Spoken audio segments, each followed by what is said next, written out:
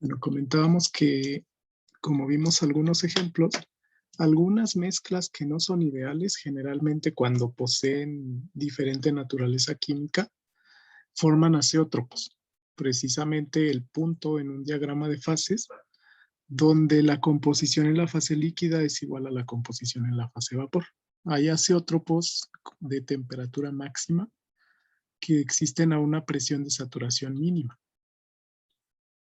O hay azeótropos a una temperatura mínima que existen a una presión de saturación máxima.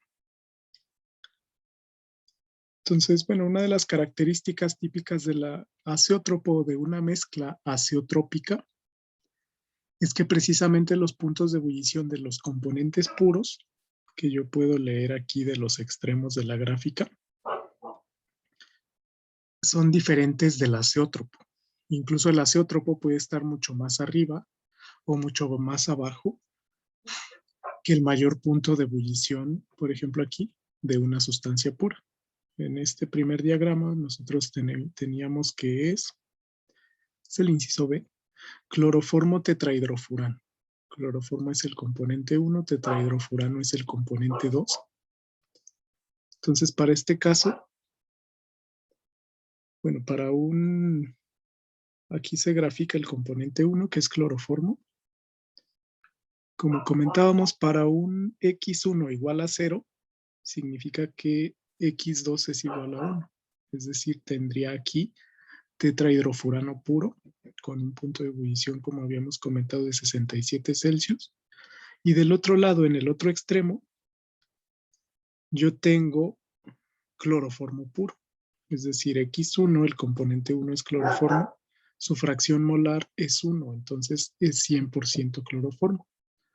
Pero noten que el azeótropo, aquí se forma un azeótropo de temperatura máxima hasta 74, 75 grados Celsius, que es mucho más alto que ambos. Entonces esta mezcla es azeotrópica. En el punto, debajo de punto 5, yo diría, no sé, punto 45, punto 46. Ese azeótropo se puede calcular. Entonces, una de las restricciones del azeótropo es que no se puede separar por destilación común. Yo tengo que o romper el azeótropo o usar otro método de separación. ¿Cómo rompo el azeótropo? Bueno, aquí del diagrama de fases podemos predecir en dónde se encuentra el azeótropo. En una composición X1 cercana a 50% cloroformo y a la temperatura de 74, 75 grados Celsius. Yo puedo romper el azeótropo cambiando la composición X1 y eso sería, bueno, si yo adiciono mayor cantidad de cloroformo, aumento la fracción mol, me muevo a la derecha. O si yo disminuyo la cantidad de cloroformo adicionando el otro componente que es tetrahidrofurano, me movería a la izquierda. Puedo romper el azeótropo con temperatura. También si yo me muevo arriba o abajo, o con composición. Es más sencillo con composición. Sin embargo, aún así la destilación va a llegar a este punto. Siempre.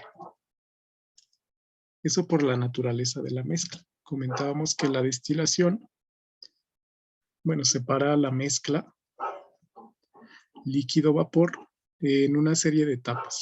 Siempre les comentaba, las columnas de destilación tienen varias etapas. Estas son columnas de destilación. Cada etapa, bueno, aquí se podría considerar un pequeño tanque independiente que está conectado con los tanques superior e inferior.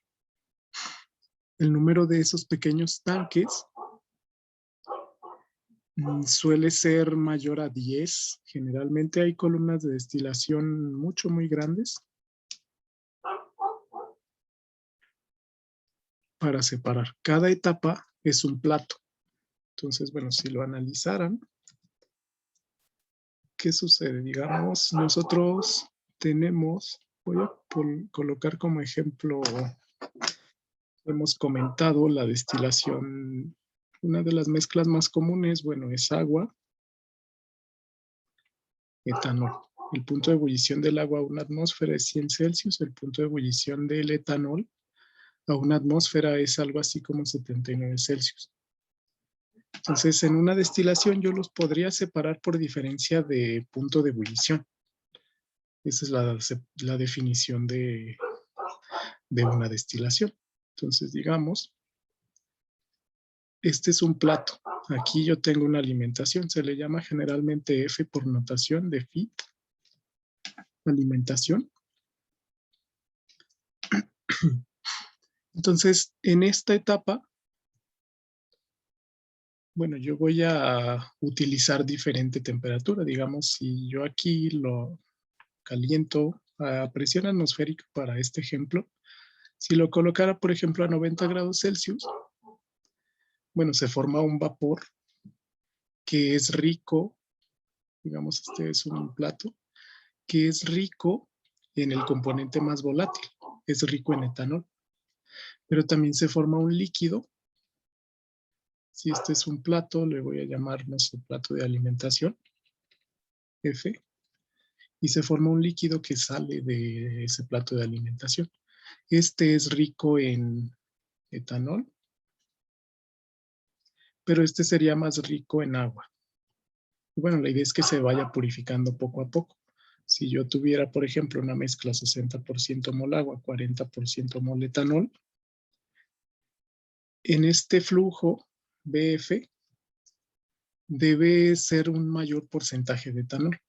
Un poco más, quizás, no sé, 50-50. Pero esto se aprovecha de la siguiente manera porque cada plato sucesivo, voy a poner de otro color, purifica la mezcla cada vez más. Por ejemplo, bueno, si yo tuviera otro plato arriba, en eso consiste la destilación fraccionada. Digamos que yo tengo acá otra etapa, no sé cuántas etapas tenga, pero son varias, que le voy a llamar, no sé, acá F+1 en esa etapa. Entonces ahí viene un líquido F+1 que a la vez se alimenta a la etapa de alimentación. Y acá abajo vendría otro de otra etapa quizá. Entonces, cada plato en realidad es una etapa de separación por destilación. Si yo aquí tuviera esta etapa, bueno, aquí tendría yo, digamos, otro plato, que le voy a llamar, no sé, el plato F-1. De este plato sale un vapor F-1 y también sale un líquido F-1. Entonces noten que de cada etapa sale un vapor y baja un líquido. Cada etapa hace eso hasta que, bueno, dependiendo del número de etapas, yo voy a ir mejorando poco a poco la separación. De aquí también sale un vapor. Se coloca así porque, bueno, como el vapor tiende a ser mucho más ligero que el líquido, sube hacia la parte superior de la columna de destilación. Aquí tendría F+1. Y así, y de ahí vendría otro líquido quizás en una etapa superior. En la etapa más alta, aquí yo tendría, no sé, un líquido F+2 y así sucesivamente. De modo tal que esto forma una columna muy grande de destilación de varias etapas. Generalmente se tiene este sistema. Yo tengo un plato de alimentación en cierta etapa, ahí le llamé F. Pero esta etapa, bueno, una consideración de diseño es determinar en cuál etapa voy a alimentar la mezcla para obtener una mejor separación. Hasta acá, en la parte superior, sale un vapor ya con el componente volátil más puro. Se recondensa y hay una recirculación otra vez hacia la columna y un destilado. En la etapa más inferior, aquí denotada por plato 12, casi siempre se enumera de arriba hacia abajo. Yo tengo un líquido que se reevapora para que siga otra vez ascendiendo por cada una de las etapas. Y finalmente tengo un producto en los fondos. Ese producto en los fondos va a ser el líquido más pesado con el mayor porcentaje de purificación, que usualmente el límite es el azeótropo, precisamente. Aquí yo tengo, por ejemplo, un diagrama de fase agua-etanol y vemos que se alcanza el azeótropo en este punto. Aquí se representa el porcentaje de etanol de 0 a 100%. Y vemos que el azeótropo se alcanza en 95.6%, es decir, es un azeótropo de temperatura mínima, que ebulle, aquí no tengo notación en el eje, pero debería ser más o menos 70 y tantos grados Celsius, menor que el punto de ebullición del etanol puro y menor que el punto de ebullición del agua a una atmósfera. Entonces, en este caso, la mayor composición que podemos lograr de una mezcla agua-etanol en muchas etapas es precisamente 96%. Yo tendría acá arriba, bueno, hay 95.6. En el vapor yo tendría vapor de etanol, pero que contiene, acá en el destilado, yo tendría más o menos 95.6% etanol. Y el resto, no sé, ahí 96.4, como 4.4% agua. Esta es la máxima separación que yo podría alcanzar por destilación, incluso aumentando las etapas. Yo requeriría romper el azeótropo para mejorar esa destilación. Bueno, de aquí viene el famoso alcohol de 96, que significa 96% mol o volumen, etanol y el resto agua. Lo que se puede hacer es separar por otro método, no necesariamente destilación. Por ejemplo, un solvente selectivo. Imagínense que yo tenga la mezcla, agua, etanol. Y bueno, yo necesitaría seleccionar químicamente un solvente, se le llama solvente selectivo, que sea soluble o que solubilice uno de estos dos componentes y no sea soluble con el otro. Por ejemplo, bueno, el agua es más polar que el etanol. Por ejemplo, no sé, acetona quizás solubilice etanol. La acetona es soluble, por ejemplo, con el etanol. Aquí formaría una mezcla, acetona más etanol, por ejemplo.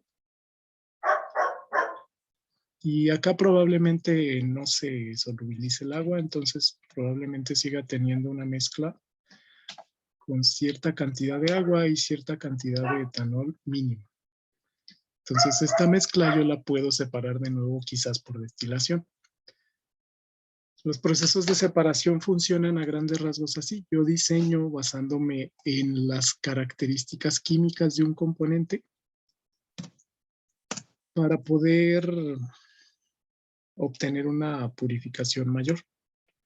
En este caso, bueno, existe el alcohol absoluto, que es etanol con 100% de pureza, pero no se obtiene por destilación. Se puede obtener quizás por un solvente selectivo. Bueno, todo eso se analiza, ustedes lo van a ver en su materia de separaciones líquido-líquido, en donde, bueno, esto ya es otro método, no genera, ok, no se analiza igual que la destilación, de hecho se generan otro tipo de diagramas de fases que son ternarios. A ver si lo encuentro. Diagrama de fases, agua, acetona, etanol. Los diagramas de fases son ternarios, son triángulos. No lo localizo. Pero bueno, lo localizo y se los paso a grandes rasgos, como habíamos comentado. Si tienen diagramas de este tipo. Este es un ejemplo, pero existe un diagrama de fase agua, acetona, etanol, por ejemplo. Esto es metano, nitrógeno, oxígeno. Cada lado de este triángulo es la composición de cada uno. Y puntos intermedios son diferentes mezclas entre estos valores. De ahí la importancia del azeótropo. Nosotros vamos a ver a lo largo de este curso cómo predecir el punto azeotrópico de una mezcla por medio de diferentes métodos. Uno de ellos es la ley de Raoult modificada, que nos permite generar el diagrama de fases no ideal y además predecir de manera analítica la posición que tiene el azeótropo, es decir, conocer la composición y la temperatura en la cual el azeótropo se va a formar. Eso con la intención de diseñar procesos de separación más eficientes y recuperar quizás un solvente, purificar un producto, etcétera.